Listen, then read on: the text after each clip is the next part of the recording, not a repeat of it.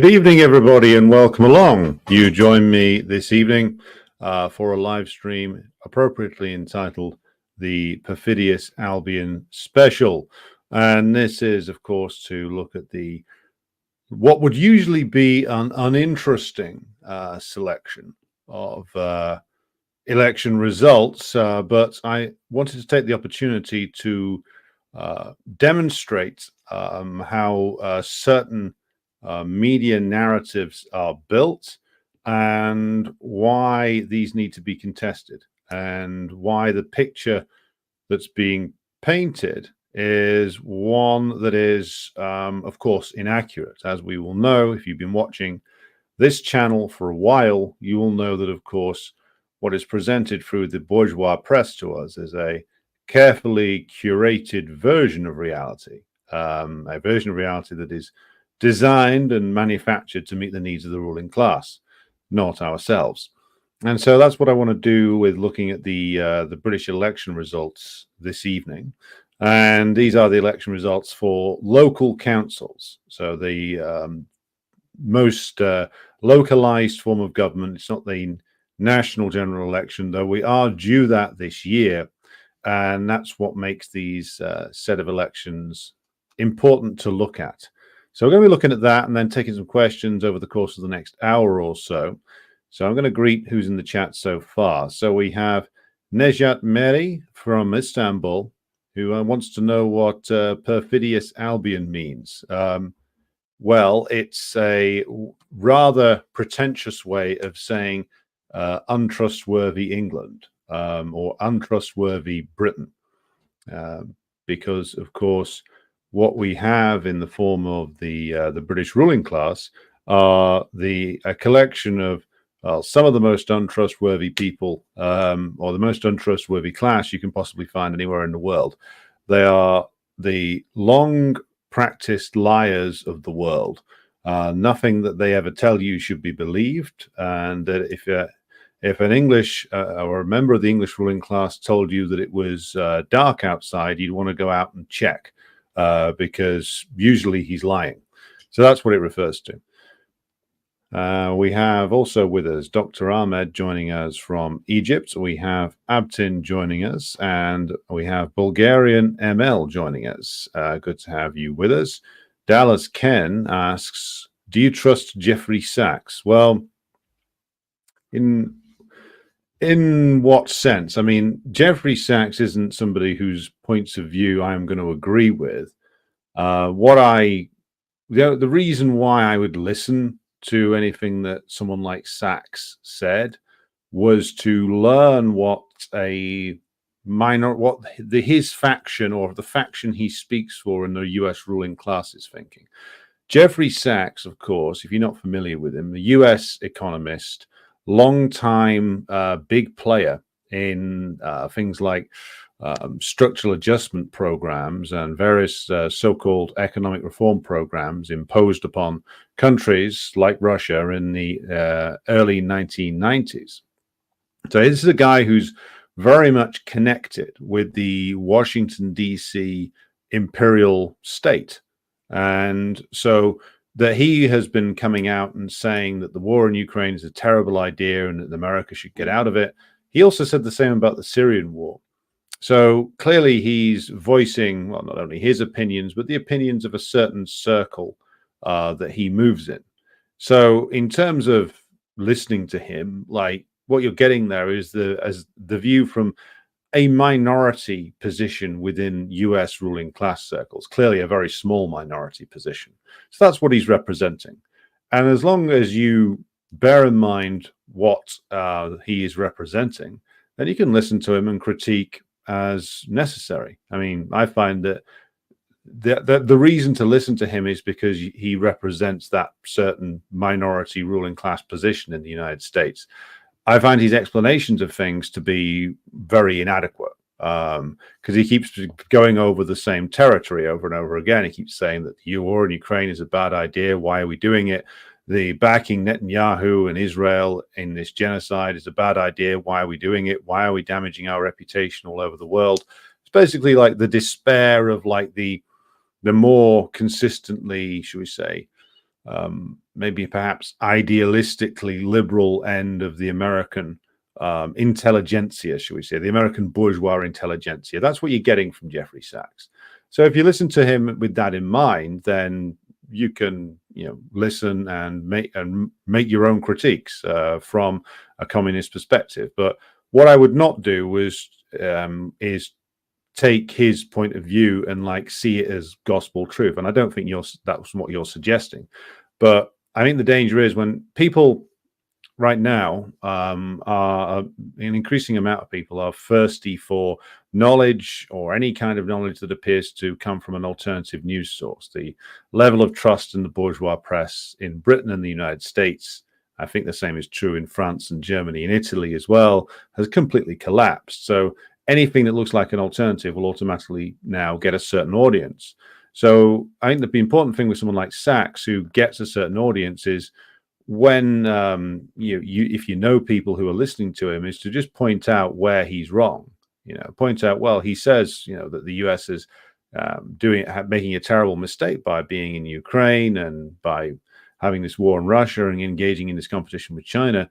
So again, that's the point of view of a bit of the US intelligentsia who believes that globalization can be made to work, or that globalization is anything other than a US imperial project.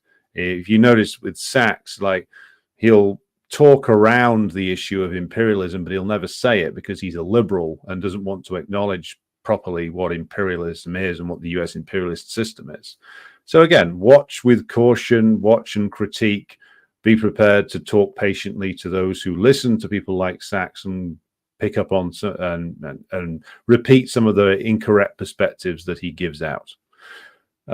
Luca joined us and says, solidarity all, looking for some sanity after watching too many declarations of Sir Keir on social media. Yeah, well, we'll come to his fake declarations of victory. Peter joins us from Perfidious Albion itself. Good evening to you. Morgan joins us and says, on the night fell black. Oh, the night fell black and the rifle's crack made Perfidious Albion real. Good piece of verse. We have Irish Partisan joining us. Good evening to you, comrade. Michael joins us from Bogota. I finally decided, so says Michael, to ditch Rumble and join the main branch. Yeah, the Rumble channel, I don't know what is going on with that at the moment. It's very erratic. I can only get it working every now and again. It won't work quite well with StreamYard, which is the software that I use. So I've given up using it and just streaming on Twitter and YouTube at the moment. I suspect, I don't know this, but I suspect that the British government is trying to block it somehow. That's what I think. I can watch it okay, but streaming on it's difficult, which is weird. You'd think that they'd restrict us streaming on YouTube more than Rumble, but considering that Rumble has caught the attention of the liberal blob mind, that's probably why it might be being restricted. But I'll keep checking it. If it's possible to go back onto it, I will do. C Bolt joins us, as does Davey, and Jawad joins us. Good to see you here, comrade. And President Jesus joins us from the perpetual dictatorship of Gavin Newsom's vineyard. Brad Wall is with us, as is Kevin, who joins us and says, howdy from a London Irishman living in Sligo. I only recently found this channel, so glad I did. The educated clarity is quite astonishing. Love Kathleen Johnson's angry polemic. Well, good to have you with us, Kevin. Glad you could join us. A Name says, catching this before Alex comes on. Oh, right, you're catching the tune. Okay, so Slava joins us from the Windy City. Good evening to you, comrade. Luca says, question on postal vote. Is it to increase turnout, or are there other reasons behind the push to apply for one? I think with a turnout question, it's an interesting one because the ruling class doesn't want gigantic turnouts, because that would be imply that there was something for the population to be agitated about. But they don't want the turnout to collapse completely either. So they did get worried about turnout about 15, 20 years ago. 20 years ago, there were a series of initiatives, of which the encouragement of postal voting is one of them, where increasing the turnout was given as one reason for doing it. And I think that is they are being honest to an extent when they say that is the reason, one of the reasons why they're doing it. because they don't want the turnout in general elections to collapse completely, because that would bring up legitimacy questions. The other reason they're keen on it, and this is very true in Labour areas, is that when it comes to certain elections, like getting the postal votes out to people early means that for instance, to use the example of council elections, 12 years ago, longer actually, 13 years ago, I did campaigning for various candidates in Manchester and Salford, and independent socialist candidates running under the Tusk banner. That stands for Trade Union Socialist Coalition. Now, what we discovered there was that when we were knocking on doors around different constituencies, that an awful lot of people had already voted, and this was 2 weeks away from polling day. So literally, as soon as the postal vote came in, people voted overwhelmingly Labour, and it went back in. So in certain seats, Labour were winning the seat before any campaigning had been done, because there's at least always 1,000 odd working class or upper working class pensioners who voted Labour for the last 60 years and will continue to do so until they die, basically. Rather depressing reality, but there it is. And so you get 1,000 votes before any campaigning's been done, before any door's been knocked on, before any conversation's been had, and essentially you've won that seat. And that is possible to do in certain council seats. So it's very useful if you've got a large or significant passive voting base that will just vote for Labour or Tory or Liberal sometimes, but Labour and Tory mostly, and just return that to in the post. And so essentially you've got a huge advantage before any campaigning's been done. That's another reason they're keen on it. It basically renders the election process, the campaign, almost meaningless. So yeah, like even if you manage to secure like a few hundred votes, you're crippled before you start as a minority party, because the automatic vote for Labour or Tory is just so big, or it was anyway. We might be getting to the stage where that's not quite as big. Ian Foster, good evening to you, comrade. Michael joins us, as does IRB Fenian. Good to have you here. Abolish NATO says just in time. And Hob joins us, as does A.L. Almir. And Zuleika is with us from Perfidious, London. Hob is joining us from California, USA. Abolish NATO joins us from New Jersey. Martin joins us. Good evening to you. Jeremy says, perfidious as it is, it has produced one such as yourself. Well, I'm going to put that down to the Irish part of me. Anything I do, I'm going to credit to the Emerald Isle. Almir joins us from Slovenia in the former Yugoslavia.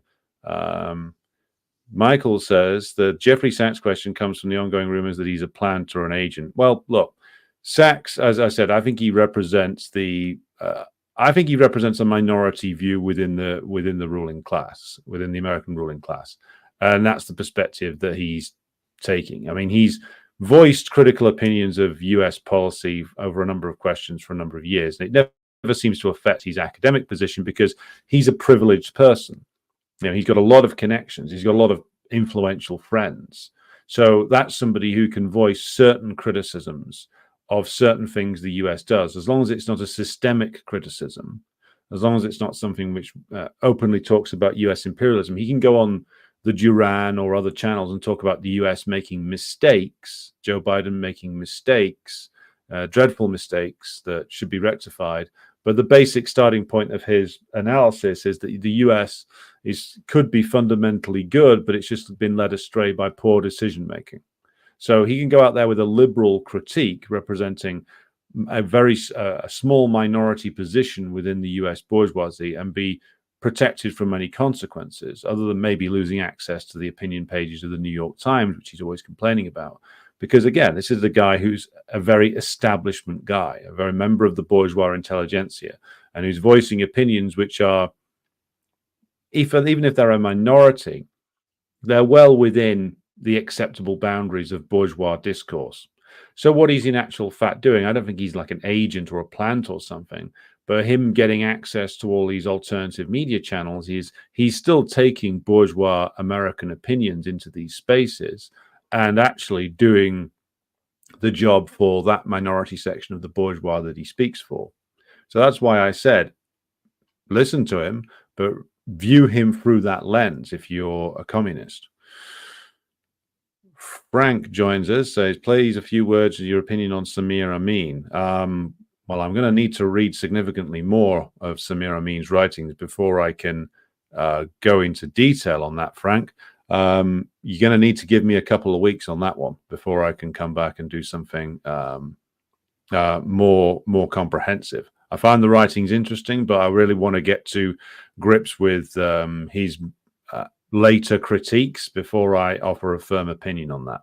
So let me finish reading one of the 3 books of his I've got on the go at the moment, and I'll be happy to come back with a more coherent and informed opinion on that, Frank. David Green is joining us from East Central Illinois. Good evening to you. President Jesus says, Sam Husseini thinks Sachs is part of a PSYOP. Well, look, I don't know fundamentally. I think I go with, obviously, my own opinion on this, which is that he's there representing the views of a minority position within the US bourgeois, and he's doing the work for that section. And he's a guy from, a privileged background, a lot of establishment connections. And so he's voicing minority opinions from within the American ruling class. That's the way I would look at it.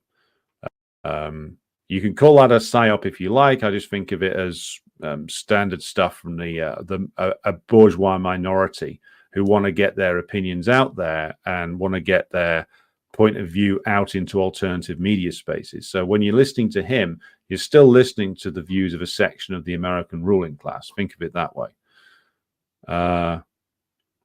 We have Tomek Befel joining us from St. Petersburg. Is that St. Petersburg, Florida, or St. Petersburg, the original in Russia? Mr. Chopin is joining us from Kansas. Bulgarian ML says Poland is the one to watch. They've been armed heavily and no provider of arms to Ukraine. They hate Russia more than Ukrainians. I'm sure they've done a deal with the US for Western Ukraine. Well, I've talked about that before. I mean, it would be an interesting one because I'm sure that Bulgarian ML is right in a certain sense that there are Polish reactionaries who would love to swallow up Western Ukraine or a certain section of it.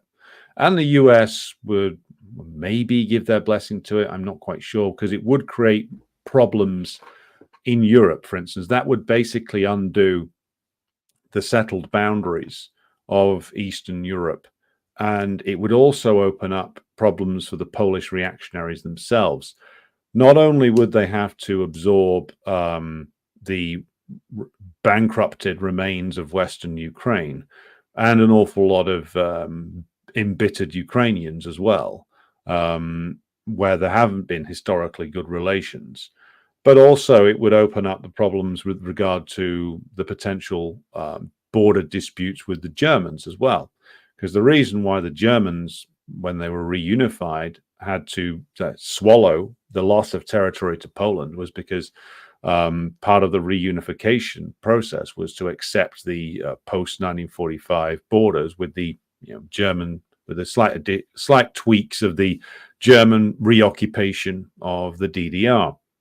So again, if they did do that, and I'm not ruling it out, it would create problems within Europe, quite severe problems, in fact, regarding the borders, which also might be aggravated by such things such as the Romanian reactionaries trying to swallow the western part of Moldova.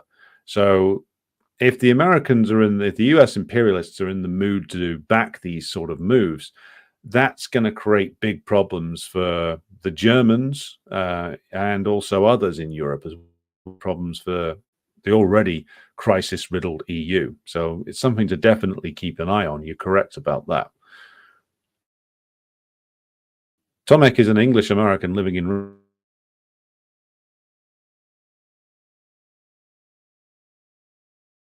an awful lot about our bourgeois democratic process. Yes, you could have not noticed, and it would be very easy not to notice. I barely noticed. I only noticed because I went to the polling booth and wrote a small essay on the back of each of the ballot papers.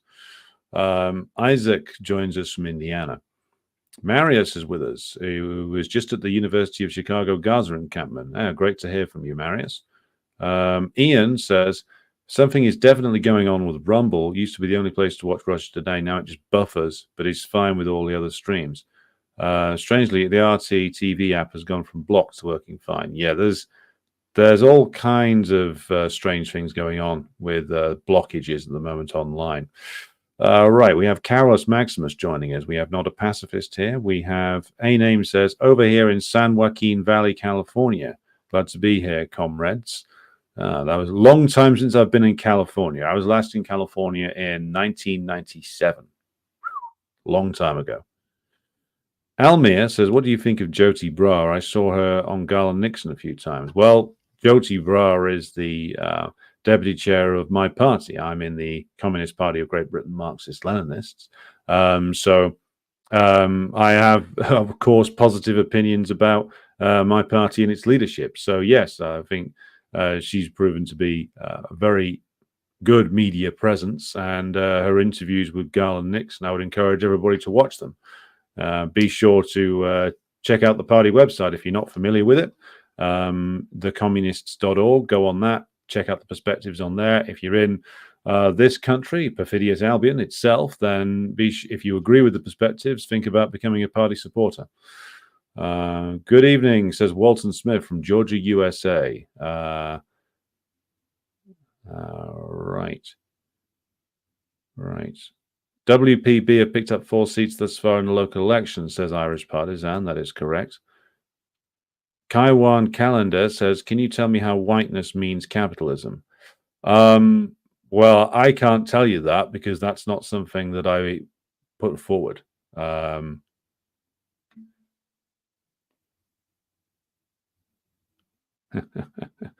Okay, right. Just doing some administration here on the channel. There we go. Abtin asks, if you could name one positive development for Great Britain, what would that be? It seems to be all shite at the moment, but there must be something. Well, the positive development is what I'm about to get into, and that's a good way of me leading into the topic at hand here, which is, of course, the local election results. And I'll going to go through a couple of things for you here. So just to give you an indication of where things stand in terms of bourgeois politics in Britain, what I'm going to do is I'm just going to go do a quick screen share for you. So I'm going to show you a couple of things here. So if you look at this, this is the Politico, essentially poll of polls. You'll be familiar with this if you're in the United States. I think they do a similar thing there. So this is, I've selected the 3 years tracker here. You can see here, coming in from back in early 2021, the Tories, which is like, if you're not familiar with it, they are the party of British capitalism and have been for well over 100 years in their modern incarnation. You can see the Labour Party there running low back in 2021, and then we hit the switch point, which is late 2021, where this is where the Boris Johnson leadership plunged into crisis due to various different problems that he was having involving essentially the media, which had loved him at one point. They all turned on him because it was clear that the ruling class had decided that Boris wouldn't do anymore, and they needed somebody who was more reliable, given that they were facing a series of problems. And so they turned on him and relentlessly went out of their way to dig up all the dirt they could on him, and there was plenty, to destabilize him and get him out. And you can see the switch in polling there that came about. Now, what I would say about these switches in polling is that when you're looking at any poll in a capitalist political system, it's always a question of not just what the poll result is, but who paid for the poll, what question did they ask, how did they phrase the question, what was the sample, the data sample they picked. So like what selection of people did they use as the basis for this poll? So if you wanted to show, for instance, that Labour was miles ahead of the Conservatives, then, and you wanted to push that as a narrative, then you could commission a poll and get a polling company to design it accordingly, so that you only asked, or you asked a certain selection of people who are going to give you a reliable set of opinions. And then once you've got that set of opinions that you wanted to portray as being the reality in the whole country, you then get the polling company to publish it in all the major newspapers, and then get it into the television, onto the television stations, onto the radio, and you can say, look, 40% of people are going to vote Labour, Conservatives collapsing. Now that might be broadly true, but it's still something a lot of the time that certain interests, be they business interests or the political parties, the bourgeois political parties themselves, have paid for those polls. So they never should be regarded as being a pure reflection of reality, because they're not. They're more often than not a reflection of realities that certain interests want to see happen. And so what we're subjected to, which is a marketing concept, which is where, again, those who pay for the poll pay for the outcome. So you've got a certain result that you want to push. Therefore, you pay the polling company to, as I said, design it accordingly. You say, well, I want to get this result. I want to show, let's just go over into the realm of pure marketing. I want to say that product A is at least 25% more popular than product B. And so you pay your market research company and your consumer testing group that they're going to employ. You pay them a certain amount of money to come up with that result for you. And so you construct the research to come out with the right result. And it's the same is true in polling. But let's continue here. You see here, Labour's projected vote share continuously going up. The Liz Truss brief disaster happens. Labour peaks at 52% there, and then generally goes down. So Rishi Sunak is brought in, and the Tories are just flatlining continually. You can see the other parties down there barely registering a lot of the time. What Reform, by the way, who are in certain polls polling third, that's like a reconstituted sort of pseudo-libertarian, more sort of openly reactionary Tory defector party, essentially. And it's a mixed bag of things, mainly though it's sort of bourgeois and petty bourgeois reactionaries who are disillusioned with the Tories who are behind that. Liberal Democrats used to be much bigger, that they got killed by going into a coalition with the Conservative Party 10 years ago. Greens, pathetic, useless bunch as always. Scottish National Party, you all know about them. Plaid Cymru are the Welsh nationalists. United Kingdom Independence Party, 1%. They were Nigel Farage's party until, of course, Brexit was achieved. So you can see there the gap between the Labour Party and the Conservatives appears massive. It appears as if Keir Starmer is going to walk in with a massive majority. Now, this may not be as true as the defenders of Keir Starmer want. Now, as we've pointed out many times on this channel, the Conservatives are discredited. And this is true even if you speak to people who would traditionally have voted Conservative, or who are of a more, what they would call a conservative mindset, more of a reactionary point of view, or a more openly reactionary point of view, who would in the past have more enthusiastically voted Conservative. The Conservatives have been very discredited actually for a very long time. All the way back to 2010, they barely scraped in then. As I said, they had to go into coalition with the Liberal Democratic Party, who are nowhere near as entertaining as the Vladimir Zhirinovsky version. So they've been actually rather unpopular for a long time. They only managed to get in 2019 because they exploited the crisis over Brexit that was plaguing the Labour Party. I'll just stop sharing that screen now and come back into full vision again. So the way in which we have the setup here is that the ruling class have decided that the Tories won't do anymore. They're too discredited. there's too many scandals. They seem to be falling apart. They're not a reliable vehicle for the British ruling class at this moment in time when there's a lot of crises that they need to deal with. They need a more reliable political party in power. They need someone who can front up more attacks on the working class and do this in a more reliable way than the Tories will. And so they turn to the traditional second party of British capitalism, which is the Labour Party. And this has been the case for over 100 years now. Actually, it's exactly 100 years, going back all the way to the early 1920s and the first Labour government. When it comes down to the big questions, Labour Party is there as a reliable second 11 for the British ruling class. And what the British ruling class require now, as I said, is somebody who will come in and be able to stick the boot in on the working class and do it with greater strength than the Tories can, and do it by using the methods that are traditionally pursued by Labour Party prime ministers, going all the way back to Ramsay MacDonald himself, which is use the relationship with the trade union leaders to divide the working class and stop it, they hope, coming up with a unified opposition to the ruling class by essentially using the trade union leadership to divide the working class up. Very good example of this is all the way back in the 1970s, after you'd had a great period of resistance against the Conservative government led by Edward Heath, and a lot of unified working class movements frequently led by the National Union of Mine Workers, and also with engineers, power workers, etc., coming out on strike.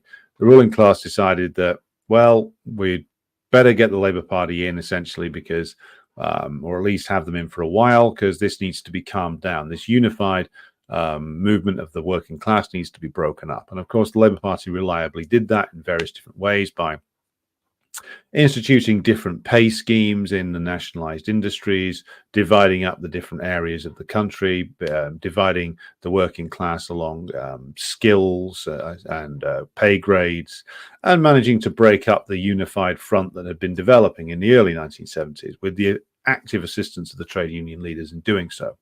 That's all, of course, one of the big reasons why they turned to the Labour Party is to do the job of attacking the working class that the Conservative Party can't do, because the Conservative Party doesn't have that relationship with the union bureaucracy in quite the same way. So this is the reason Labour's going to be brought in now. And so they need Starmer to come in with a solid majority behind him in order to enact the attacks on the working class that the ruling class requires. So for those reasons, they are trying to say that they're trying to push this idea, as I said, push polling, that he's inevitable. It's inevitably going to be this huge Labour Party win. There's nothing you can do to stop it. Tories are done, etc., etc. That's the message that's coming out relentlessly from the press. But the results of the local elections tell a little bit of a different story, not quite the story that the ruling class is trying to tell us. And the truth of this can be found actually in their own data.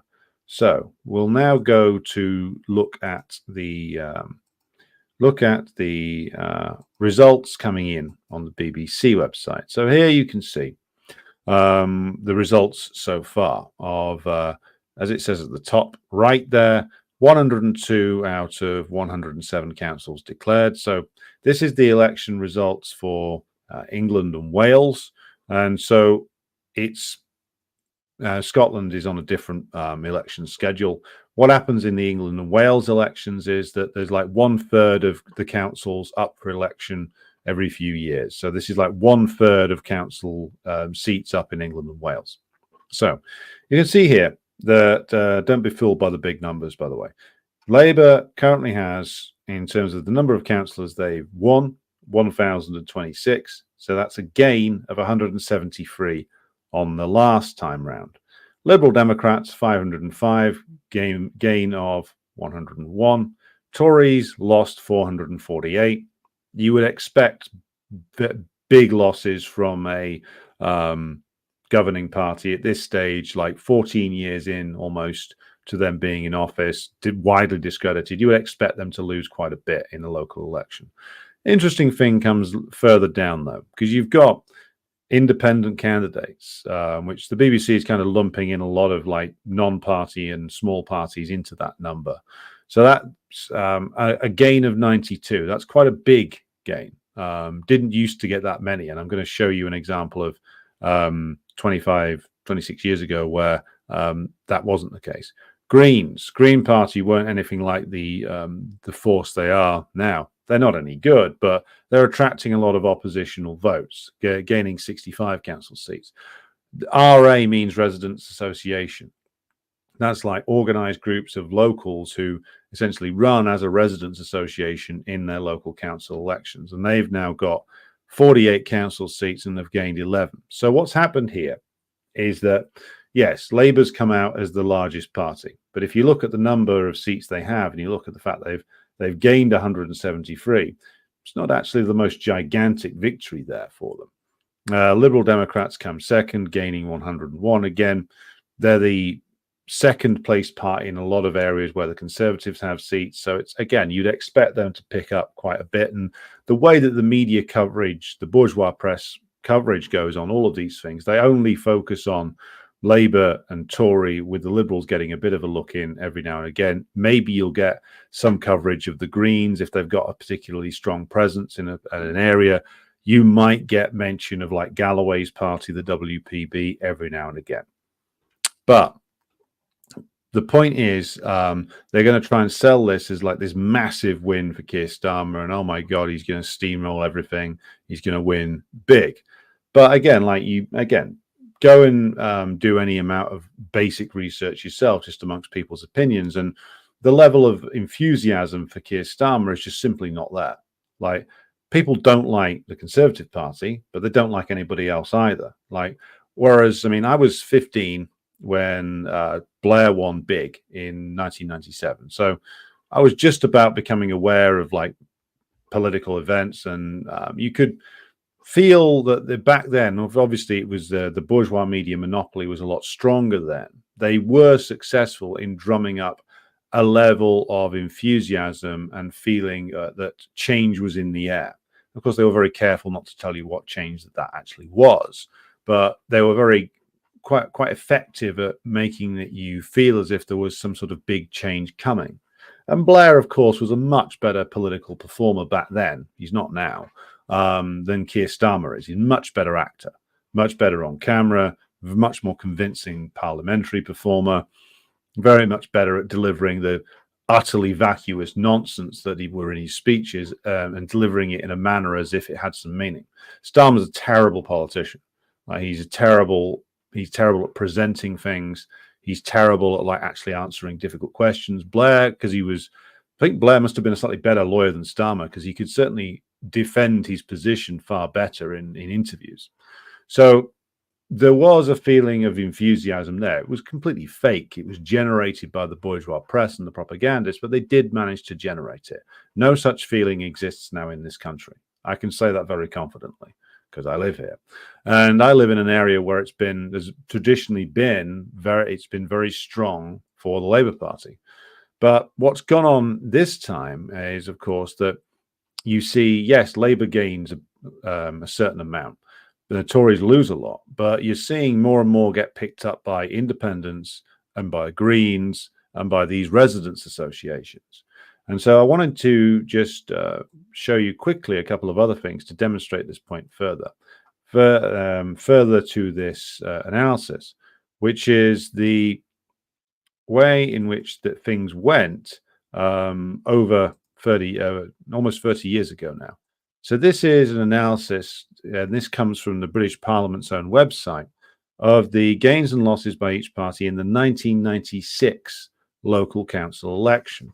And I highlight this one because this was in the period where Labour was winning massively everywhere, and this is at a broadly similar stage to where we're at now, which is that Labour were miles ahead in the polls. The Conservatives were led by who was portrayed at the time as this sort of clownish figure in John Major. The ruling class had clearly had enough of the Conservative Party. They'd become too discredited. They needed to bring in the Labour Party, and they felt confident in that Blair was a guy who could be solid, reliable. He'd do anything that the British ruling class asked him to, and indeed he did.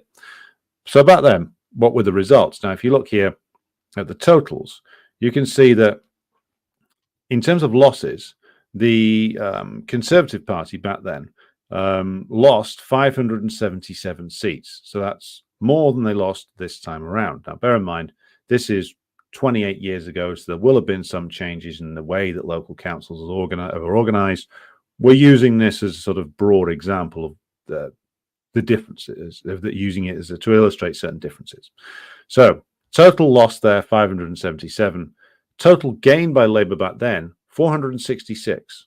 Now, I know that not all the results are in, but if you think about it in terms of what that they've gained so far this time, it's only 173, whereas total then 466. Liberal Democrat gained 150, so they gained slightly more that time. Other, which is the independents, Welsh nationalists back then, residents associations gaining only or losing actually 39. So you can see what's happened in the 28 years since this local election before the big win for the Labour Party in 1997 is that not only are Labour not winning anything like as much for the in this period where they're meant to be miles ahead and they're meant to be securing a massive victory in the local election, but the actual opposition is draining is to the Tories, is splitting between various other different parties. So it's going in the local elections to independents, to Greens, to the Reform Party to a certain extent, and to a little bit to the Galloway's Party, the Workers' Party of Britain.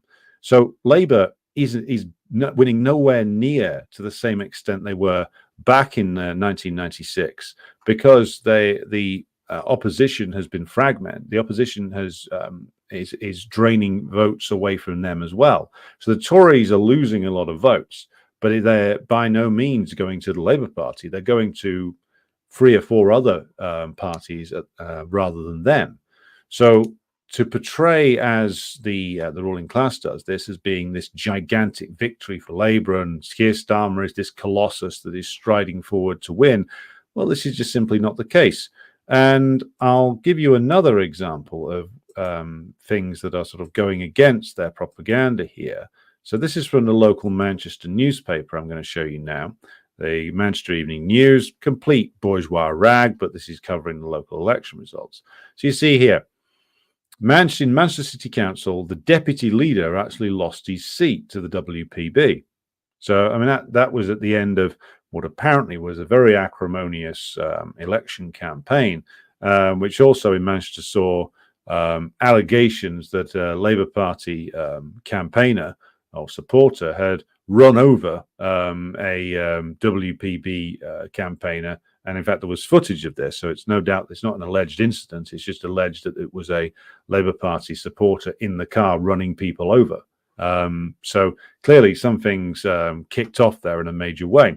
But again, like the Labour Party clearly has been damaged by certainly Starmer's enthusiastic endorsement of the Gaza genocide, for instance. And even in Manchester, Greater Manchester, which is where I'm from, you can see the Labour Party actually gained some seats actually in more petty bourgeois areas. So it gained some seats, for instance, in the borough of Trafford, which historically has been split between Labour and Tories. But it lost seats in places like Tameside, and it lost seats in satellite towns like Oldham, which, if you're not from this country, you might not know where those are. But where I'm from, Manchester, if you look at the map, there's a greater Manchester area which contains all these sort of smaller cities like Salford, and then these borough towns which surround it. And a lot of them have been dominated by Labour for a very, very long time. So it's interesting that in areas where they have been traditionally very strong, the Labour Party is still actually losing seats. So the wave of enthusiasm that they are trying to portray as being there simply is not there. The results do not bear it out. Yes, the Tories are losing, but the votes are only partially going to the Labour Party. So what can we extrapolate from this in terms of the actual reality on the ground in this upcoming bourgeois election we have in this country? Well, I'll just take you to a typical polling site to further demonstrate the point I'm making about push polling, and it's the difference in terms of the gap between the rhetoric and the reality here. So this is from Ipsos, big polling company here, and you can see here what they're trying to get across. This is something which is plainly favouring Labour Party. They're saying Labour Party is on 44%, going to get 44% of the vote. The Conservative Party is only going to get 19%. Now, I don't think it's going to be anything like that, but quite that bad for the Conservative Party. The Liberals are only going to get 8%, Greens going to get 9%, Reform, which is again Nigel Farage's new party, is going to get 13%, and the others are going to get 6%. So what they're portraying here is that Labour's going to absolutely deliver a barnstorming performance in this election. But my argument is that if you actually look at the voting, if you actually look at the numbers and the trends, the trend is more towards people voting for minority parties, independent candidates, in the case of the council elections, residents' associations, than it is like in 1997, like all that oppositional energy, or a great deal of it, still went to the Labour Party. 27 years later, it does not anymore, or nowhere near the same extent. So you have here, I will go back to the question that sort of triggered us going down this path. So what is the optimistic point of view? Somebody asked in the chat. So the more optimistic point of view is that the institutions of British imperialism are weakening. So Labour Party is a political institution of British imperialism. So is the Conservative Party. These are the two pillars of British imperialism in terms of its political system over the last 100 years. And since 2010, neither of them has been able to put together a convincing government for any length of time. So 2010, David Cameron, he's now Lord Cameron, our illustrious foreign secretary who spends 400 grand on a private jet. He was the media darling in the mid-2000s. He was brought in to lead the Conservative Party to essentially make the Conservative Party feel more safe for petty bourgeois voters who didn't want to be considered racist by voting Tory, basically. So he was then going to come in. He was going to be the smiling liberal face of the Conservative Party. Of course, this didn't excite very many people, even after Gordon Brown had overseen the worst economic collapse since the 1920s. And Gordon Brown was the Labour Prime Minister of the time, 2008. So they barely scraped in 2010, had to go into a coalition with the Liberals. They scraped in again in 2015 because of the complete collapse, partially at least, the complete collapse of the Labour Party vote in Scotland due to the various different disputes that involving the Scottish independence referendum, which I can cover in a separate program if there's an enthusiasm for those of you either in Britain or outside of it for me to talk extensively about the 2014 referendum. I followed it quite closely. I knew some people who were involved, so I can talk about that in the future. But they got in then because of like a collapse in the Labour vote in certain areas. They immediately went into another crisis, though, because Cameron gambled on winning the Brexit referendum and lost it, then resigned. So then you have the crisis government of Theresa May, who, again, ill-advisedly called an election when she took the push polling that the Conservatives were having commissioned, saying that the Labour Party was going to lose disastrously under Corbyn in 2017. She took that seriously, took a gamble on an election and nearly lost it. So then they got their act together a little bit. Boris Johnson comes in. They managed to push the Labour Party into a gigantic crisis over Brexit. Boris Johnson wins because back then Nigel Farage's Brexit party scalps a load of votes off the Labour Party in the North and the Midlands, the Northern Midlands of England. And of course, Labour's still crippled in Scotland due to losing loads of seats to the Scottish National Party. So, but then again, Boris Johnson's government barely lasts a few months before you have the crisis of the COVID period. Then, as you've just seen in the long-running opinion poll I showed at the beginning of this segment, the Boris Johnson government lurches from one scandal to another. It's unable to resolve any of the fundamental problems of British capitalism. It can't revive British capitalism domestically. They gamble in a very big way on defeating the Russians in the proxy war in Ukraine. But again, they completely get that wrong. So what you see is that since 1997, what you've seen is that the two major parties of British imperialism, Labour and Conservative, have been draining support from them, away from them. The Tories drained support to UKIP for a long time. Labour's draining support to the Greens in England, in England especially. In Scotland, they've drained support to the Scottish National Party. They're now losing a little bit to Galloway, and this is likely to continue. So, to conclude the optimistic part here, the working class across Britain is clearly losing faith in all of the political institutions that are presented to them by the bourgeoisie as being democratic and legitimating. So they're losing faith in most of the major parties. The working class is revolting in various different small scale ways by voting for other options. So this is a optimistic note, because it shows that the faith in the system is draining away, and there's nothing they can do to stop it. They can tell everybody that Keir Starmer is very popular and is a great leader, but nobody believes it. If the election result goes as I anticipate it going, in actual fact, what we'll see now is if these results turn into a general election result, Labour will win.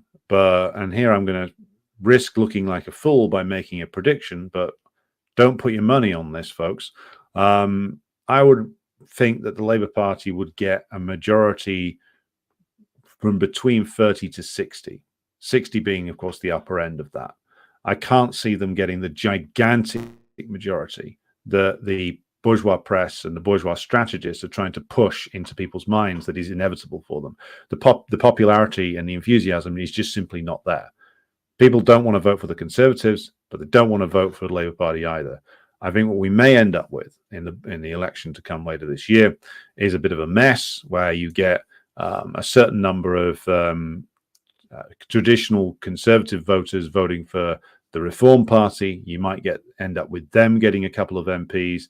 The Greens might get a couple more than they've had before. They've only usually had one, which was their former leader, Caroline Lucas, who had the Brighton seat for quite a while. You might even end up with, like, if Galloway holds on, maybe they'll get another one. So you'll end up with a sort of patchwork, with Labour being the single biggest party, but not by all that much. The Tories will be very badly damaged, but it won't be the overwhelming majority and the overwhelmingly secure government that the bourgeoisie wants to achieve, which they're desperately working to achieve.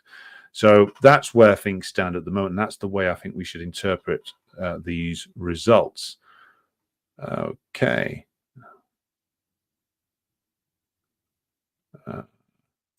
Let's go back through the comments to see who has joined us tonight.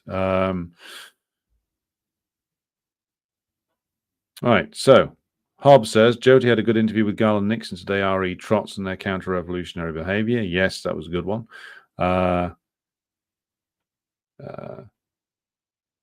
Yes, and also spoke about the failings of the trade union leaders. Yes, that's true. Comments Zuleika. Beju, good evening to you, comrade. IRB Fenian says, I oppose excessive immigration in Ireland, which lowers wages and increases the cost of living. I can't attend right-wing and outright fascist organized protest, but there is no left side to this. Well, I would say that you've heard my opinions on the Irish fascists before. I mean, the thing about the immigration question, and I'll just say this quickly, I'm happy to go into it in more detail, is that, like, none of these governments run by the bourgeoisie are going to take decisions in our interest, and that includes the field of immigration.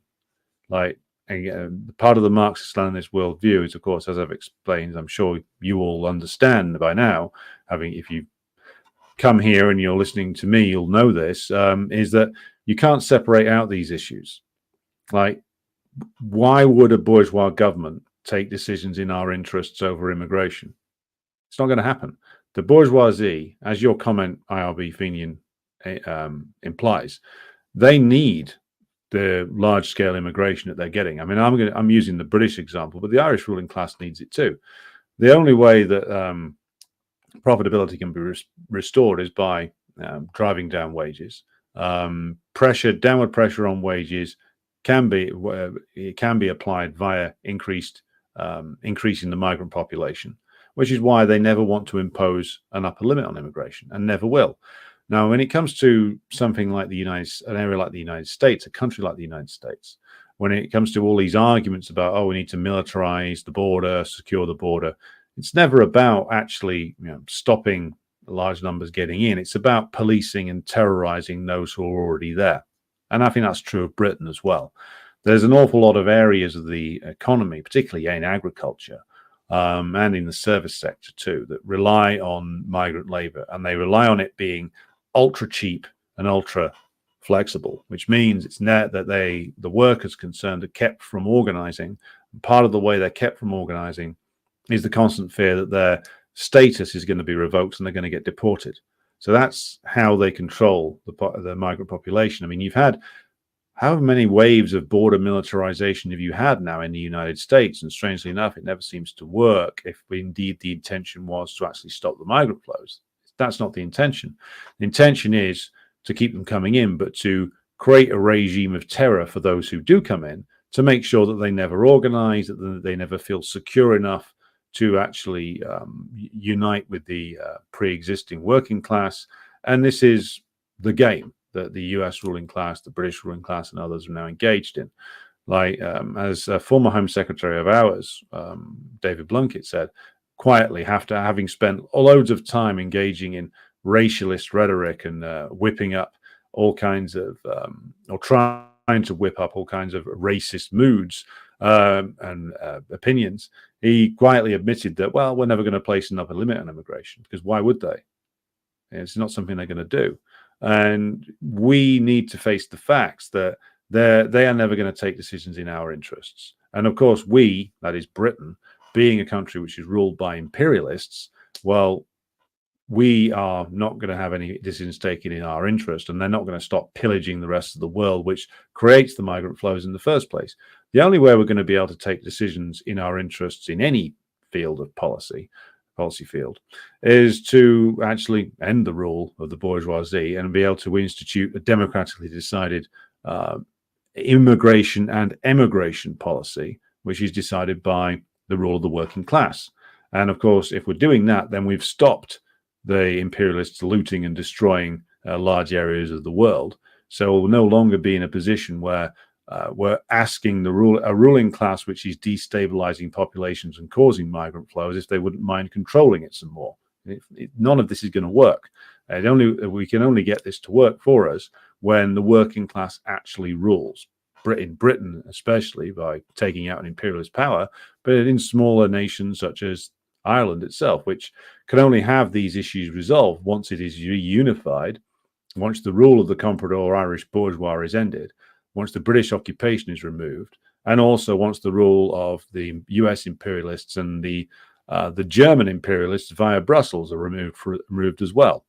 So let's expand our horizons here a little bit, comrades. Let's talk more honestly about this. And I think my own party's position on this is correct, and also the position of the IRSP has been broadly correct as well, which is we should be honest with the working class, which is that the ruling class are never going to take a decision over this issue, or indeed any others, which they like to try and get emotive about, like to get people riled up about, but they're never going to put in place a solution which is going to be in our interests or in the interests of the workers who are displaced from all over the world and forced to try and seek a living here either. Right. Thomas says, I heard there were protests against deporting Rwandan immigrants in the UK. Well, I heard there was something going on about they're now trying to start deporting people to Rwanda, which is such a disgusting fucking policy. It really is. Both in terms of like the way they're treating the people who they're dumping in Rwanda and the way they're treating the Rwandans. I mean, I'm sure Paul Kagame is getting a big payoff for doing this for them. But you see some of the reports that they're basically going to try and use these people to do essentially slave labor jobs. I mean, this is horrific shit. It really is. Good evening to Dan Lindstrom, who joins us. Jenny, good evening to you. There seems to be an argument going on about the immigration question. What I will ask in these exchanges, as I ask constantly, well, not constantly, but I make clear in the Telegram group, treat each other in the spirit of fraternal debate, or I'm going to kick you off the channel and remove your comments. So treat each other with respect. This isn't the place where you can come and score cheap points. And if you act in such a way, then I'm going to remove you from it. So bear that in mind when engaging in arguments, and that's directed at everybody. Right. Albert says, I am in San Diego, California. Love your monologues. They are, to be sure, the most scientific Wissenschaftlich of the critical commentary, but orthodox and reminiscent of the glorious 60s. Well, I've never been accused of that before, Albert, but thank you for the compliment. I'm glad to have you with us. Wayne Tables says, Woodstock 99 embodied US empire. A bunch of angry people raping each other at a new metal concert on a giant military base, burning things down and throwing shit at each other and sipping $5 bottled water. I remember the stories about Woodstock 99. I didn't think it was that bad. But then again, I suppose, I went to some festivals in Leeds, the city of Leeds, or outside the city of Leeds in the early 2000s, when I still used to go to events where I would go and pretend to like the music that was on there. The only decent act I ever saw at one of those was, I think it was Queens of the Stone Age was quite good. They put on quite a good show, but the rest of it was just utterly forgettable. But yeah, the Leeds festivals in the early 2000s were kind of similar. Like, it was basically just a bunch of fucked up teenagers burning chemical toilets down, burning shit, beating each other up. And then eventually the police just sent in the riot squad and leathered the crap out of everybody. I got completely drunk out of my mind and fell into a giant puddle of mud and ended up having to go home on the train looking like I'd taken a swim in a sewer. So all in all, I had a great time. Thankfully, I'm now of an age where I don't have to pretend to enjoy these things anymore. IRB Fenian asks, did reform take a bite out of the Conservatives? Yes, they did. I think that the Conservatives are going to be damaged possibly more by losing to Reform than they are to losing votes to Labour. I'm almost certain of that. Boyo says the bastards gentrified Labour. Okay, it was always bourgeois and any concessions were given in the interests of self-preservation, but they still gentrified Labour. Flat cap off, mortarboard on. You know what, mate? If I answer that one, we're going to be here all night. So put a pin in that one, and we will come back to it because there's a lot to discuss in that comment there. Mr. Chopin says, is it true that UK taxpayers had to pay $250 million for the King's coronation? Roughly about that, yeah. It's ridiculous. There's because the King Charles III has apparently had prostate cancer recently. They were like running loads of stories on him going, oh, the brave king has recovered. And it's like, yeah, it's amazing, isn't it? What somebody who has a cancer diagnosis, even a man in his middle 70s, gets a cancer diagnosis and then gets the absolute best treatment available immediately, and he makes something of a recovery. Isn't it incredible how that works? Yeah, having immediate treatment via the best medical services money can buy tends to improve your chances of survival. Who would have guessed? Before Batley and Spen election, Stan was being tipped for the axe if he lost. Yeah, they were manoeuvring. There was some manoeuvring by the Greater Manchester Mayor, Andy Burnham, that if he didn't get in, that if he didn't win that election, if his candidate didn't win that election, that he'd be out because he wasn't going to be regarded as reliable. So it was a big thing for him to win that. Ian Foster says, Labour, Tories, Lib Dems, Greens, Reform, all arguing where to place the deck chairs on the sinking ship liberal imperialism. A bourgeois closed shop. Yeah. Ian, you're right. They're allowed a closed shop and we're not. Abtin says, don't believe the conditions for workers will improve because immigration is restricted. Like Julius Malema says in South Africa, you are poor with your borders. What's going to change? Well, the Abtin is completely correct. Like, if we close, I'm going to use the example of Britain because I live here and I know it well. If we close the borders, then what is going to be the difference? Is it going to resolve the crisis of British capitalism? Is it going to resolve the crisis of British imperialism?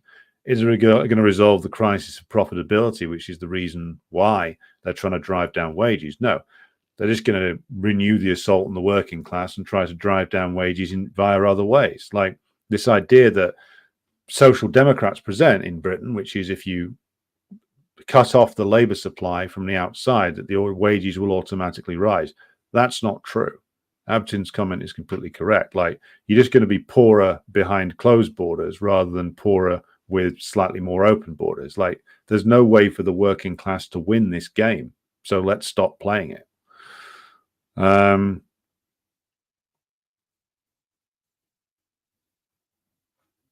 Okay, David Greenwood joins us from West Yorkshire. Good to have you with us. Jenny says, just the massive difference between Woodstock 94 and 99 showed the steep decline in such a short period of time. Interesting. Didn't even realize there was a Woodstock 94. I've heard a lot of, I've heard some talk about Woodstock 99, but I've never really researched it. But then again, thinking about, as I said, my own festival experience, perhaps it was pretty typical of the time, like complete degeneration into like just antisocial garbage, essentially. Lucas says, so are the deportations to Rwanda a way to terrorize hyper-exploited workers? That's part of it, Luca, yes. All the securitization measures, they're not actually meant to stop migration. They're meant to terrorize those who are here with the threat of deportation to Rwanda. I think that clown Pashinyan was offering Armenia as a place for a dumping ground, basically, for deported workers from this country. So yeah, the securitization is there to not really control the flow in. It's there to terrorize those who are here. That's what it's really for. Queens of the Stone Age for the win, says Jenny, and that's correct. Question from Thomas: is France going to commit itself to keeping Ukrainian front lines from collapsing from the incoming Russian army? France can commit to all manner of things, but it will be incapable of actually doing that. Like, I've listened to people like Scott Ritter, who, of course, is a former military professional and understands these matters much better than I do. But what's the maximum number that the French can commit to Ukraine if they were to actually go all in?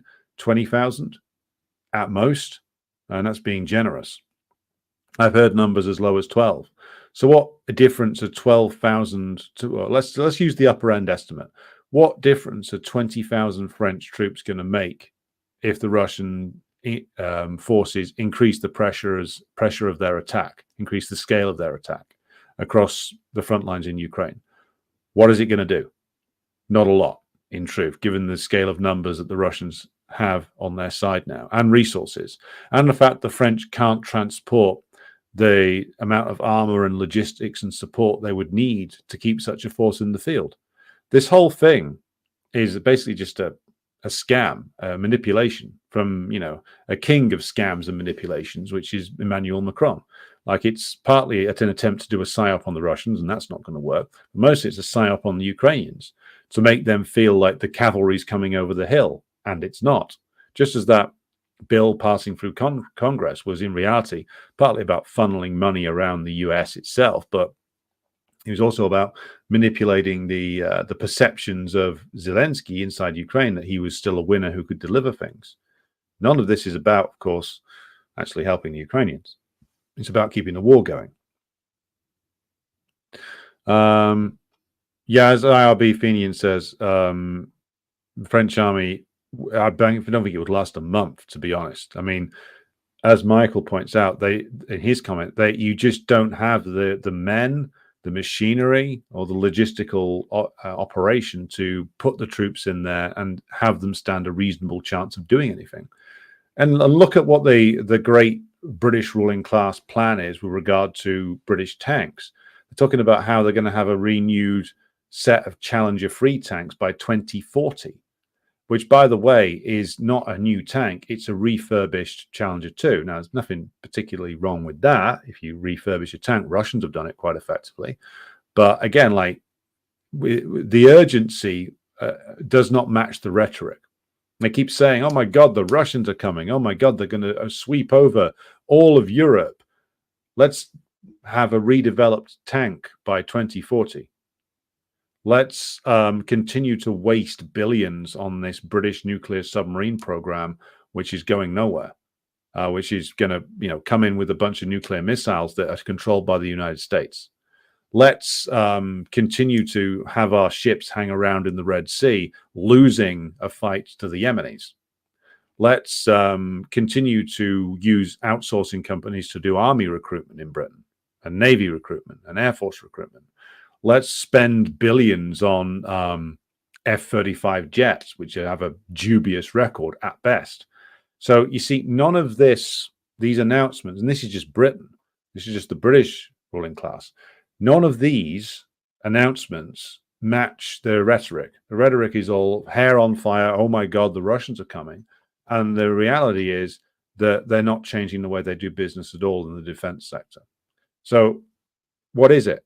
If the Russians are coming to storm, if the Russian fleet is sailing up the Clyde and the Thames and the Mersey, and I'm going to get out of bed tomorrow, I'm going to see a Russian submarine parked up just in Liverpool dock or something, because I'm going to Liverpool tomorrow to meet up with the comrades there. So if I'm going to get off the train and I can take a look over to the entrance to the Irish Sea, and what the Russian submarines are going to be parked there or something. If you would believe that if you read the Daily Telegraph too much. And so that's their rhetoric. And the reality of their policy-making process is, well, we're going to have a refurbished tank in 16 years. So clearly there's a gap there between what they actually expect to happen and what they say is going to happen. So like none of this rhetoric is to be believed, because they're just simply not making the preparations that would enable them to put a force in the field that could expect to last more than 5 minutes. It's manipulations, it's bullshitting. It's just an attempt to keep the Ukrainian morale high by pretending that these assholes in the west of Europe are going to come to their rescue. They're not. The actual reality was given away by Boris Johnson in one of his more drunk moments, and hence perhaps a more honest moment, where he just kept babbling on about keep Ukraine fighting, keep Ukraine fighting. Yeah, because that was the plan all the way along. Keep the outsourced army fighting and dying so we don't have to change anything.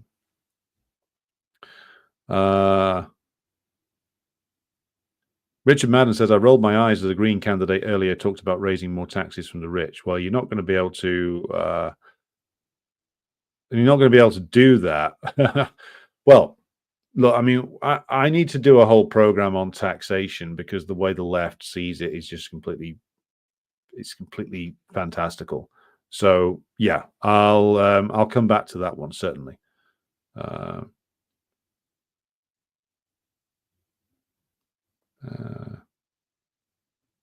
Bulgarian ML says they want to up defense budgets all over NATO, but only from the US. Yeah, I mean, Trump's now talking about he wants to get them to spend 3% of the GDP as a target.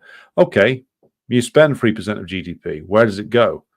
Goes into this horrendously inefficient, overly expensive machine, i.e. the British defense complex, which spends gigantic amounts of money to produce very little. As the Ministry of Defence's own reports into the nuclear submarine program admit, that they don't get good value for money from their contractors at all, who are in a monopoly position and can charge whatever the hell they like, and the Ministry of Defense pays it. Same is true in the United States. Like, I mean, there's a large amount of research done on the amount of money wasted. Good weapons programs that could be cost effective, ditched. Bad ones that aren't cost effective continued. And again, none of this is changing. None of these people are doing anything other than chucking more money into a rotten system. So again, like, analyze the system and look at the actual realities on the ground. The rhetoric is one thing, but until they start actually making changes in how things are produced, in the methods of production, in the way that these things are organized, then you can tell that none of this is anything other than cynical bullshitting. Thomas says the only thing holding the line in Ukraine is foreign mercenaries. Yeah, we need to come back to the Ukraine war quite clearly, because there's a lot to catch up on. So that can be tomorrow's program. All right, comrades, this has been an interesting discussion as always tonight. I thank everybody who has contributed to the chat. There's some notes here for me to come back on various things. If you have questions that you want me to take up, be sure to email me at the usual address that you can find in the description box. So thank you to everybody who's tuned in tonight. I will now call this to a close and say thank you for tuning in, and I will be back tomorrow.